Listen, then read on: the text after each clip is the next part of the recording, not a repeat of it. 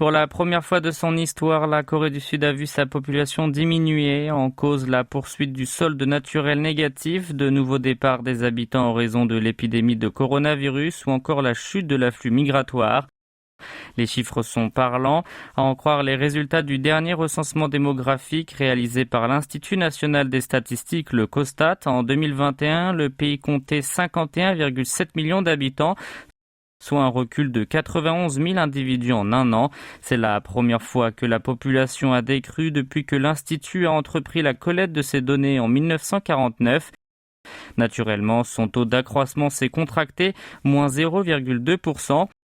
De fait, le solde naturel, c'est-à-dire la différence entre le nombre de naissances et de décès, reste jusqu'à mai dernier négatif pour le 31e mois de suite.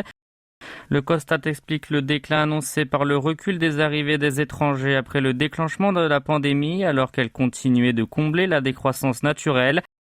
À cela s'ajoutent les départs massifs en 2021 des Sud-Coréens expatriés à l'étranger qui sont retournés dans leur pays natal l'année précédente, également en raison de l'épidémie.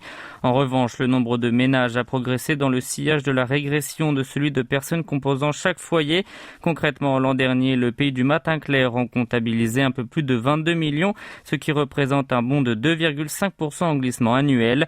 Le nombre de monoménages a grimpé de 7,9% pour se chiffrer à quelques 7,1 millions.